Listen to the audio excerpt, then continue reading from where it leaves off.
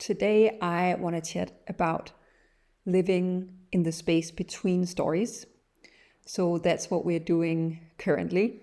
The writer Charles Eisenstein, which is one of my favorite, he talks about this a lot, where we live in between two stories, where the old narrative is breaking down and a new one hasn't arrived yet.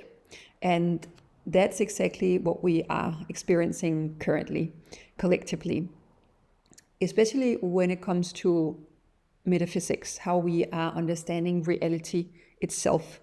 So for hundreds of years now, scientific materialism has been our primary story, and it's in many ways become our new religion, where the only thing that counts as real is, things that can be double-blinded, tested, peer-reviewed, and sort of verified within that scientific method.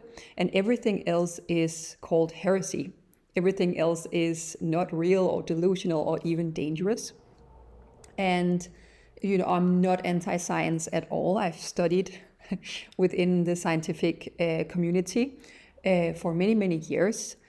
But I really think that the story of this purely reductionist scientific materialism, of this separated reality that we can study and measure with our senses, this is breaking down. And it's a good thing because what is happening after that is the most interesting question there is right now from my perspective. So the scientific materialist story is a story of separation, of seeing ourselves as isolated individuals in sort of a mechanistic or mechanical universe, where consciousness is just chemistry in the brain, and the only thing that's real is measurable, right? And so that whole way of looking at reality gave us a lot of scientific discoveries that has helped us a lot. The machines, technology, medicine, modern infrastructure, all of that stuff comes from that story and that scientific materialist view.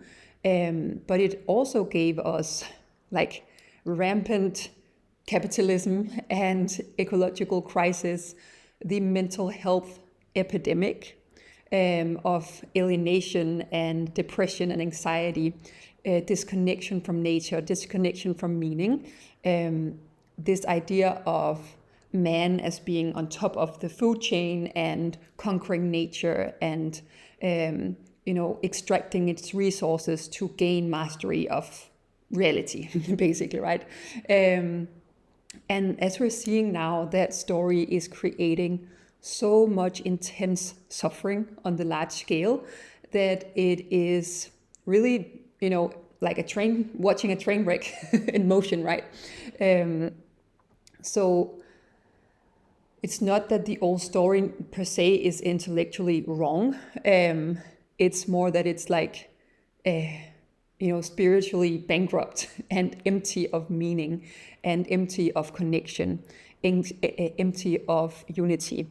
And so it's really this feeling of not only understanding things differently, but also feeling inside this collapse of the old story of separation, that's no longer beneficial to us, that's no longer viable, because we are suffering as a species, as a planet right now. So what I want to talk about today is really the uncomfortable in between the old story and the new story, and the danger of rushing into that new story, because when an old story collapses, we have this very human immediate instinct to immediately replace it with a new one. We really, as a species, we want certainty, right? We want, it feels really scary for our physical vessels to be in uncertainty. And so we really want, again, building on the old story, we want binary answers. We want yes and no, is this real or is this not real? And so it's really important to know that this new story, the new reality that we're weaving together, it doesn't speak in that Newtonian physics that I've mentioned so many times, like force against force. It speaks in the quantum. It speaks in probability, not in yes and no binaries, but in superposition, and in the fact that the observer actually affects the observed, right? And so we are co-creating reality. So there's no definitive yes or no right now. It's all a matter of what we're leaning into and what we're defining and what we're creating. And so if we demand this certainty in a new paradigm, a new story, and we demand it in the same way that the old one did, with like, can it be proved, can it not? Then we will just squash the new story before it even is able to emerge, right? So the new story requires us to say not, is it true, is it not true, but what if it's true? You know, is this meaningful? Not, can it be verified? You know, can it be tested? But what does this open up for us as a species? This new story, this breaking down of the old. So really this point of what if gives us so much possibility to open up in a way where it's not yes or no, but in between what if, you know. And this is very like personal, practical, when you begin to connect with spirit, with your guides, with, deceased relatives, with something that's bigger than the rational mind. The first thing that the old story wants to do is to really, try to grasp it, or maybe even attack it. Like, is it real? Am I making this up? Can I prove this? And that very question, that very way of relating to spirit, to this unknown, asked for from this fearful place of needing certainty, that closes your channel, that closes your vibration. So what these two small words, what if, they do, they open up, right? What if this is actually real? What if who I'm speaking with is actually spirit, consciousness, source? What if this deeper knowing that I feel, with a capital K knowing, is trustworthy? Like, I know this, right? I know this isn't something I'm making up. That little opening of what if is that willingness to be in the unknown without immediately collapsing into fear of yes and no, real or not real.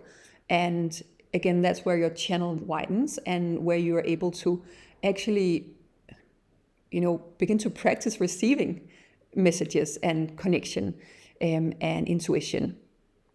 And it's also, paradoxical or ironical that when you give up the need for certainty, that's actually where, verification very often comes. And that it is not necessarily, proof, but the knowingness lands much deeper when there is this what if. And then also actual physical proof can much easier be given, like getting information that you would not have known otherwise, right? And that can be verified by others and stuff like that. So that question of is it real or not is really very uninteresting in the beginning. We want to be in that receptive, open place. And so it is really about the uncomfortability, learning to be with the uncomfortability of the in-between, the old story and the new story. And really stretching that capacity as a meat vessel with a nervous system to be in the uncomfortable unknowingness without grasping for that new story. What's coming next after capitalism, for example? What comes next after scientific materialism? What comes next after the monetary system? What comes next after inequality, or what comes next after traditional medicine? So that this is a profound spiritual practice to sit in the unknowingness, without getting, swept away by it and grasping to,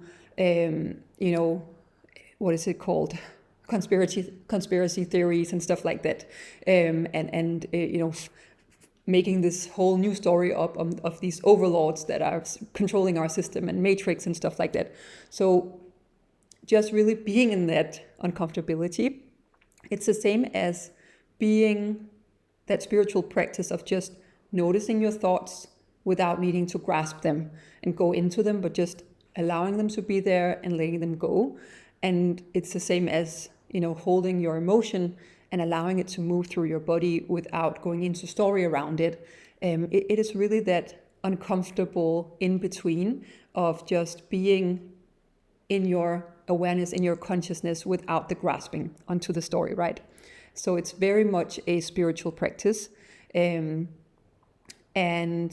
that is, a profound thing to be in this transitional period and be one of the people who are in that gap and who gets to be with that unknowingness and that openness of what if things could be so much more beautiful than we could ever imagine, right? And,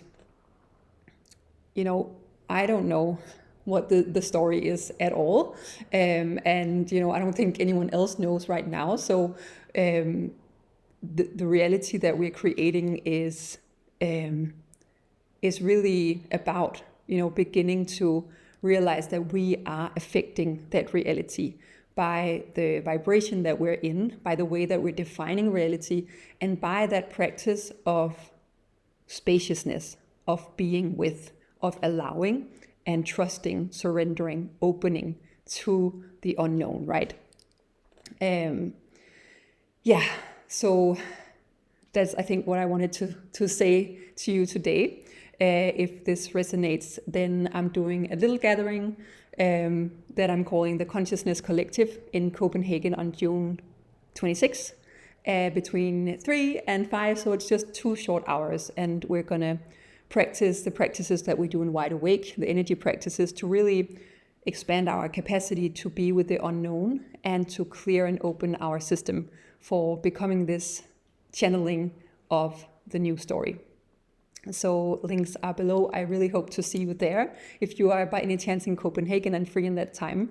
And we're going to expand on the Consciousness Collective together after that. Have a beautiful day.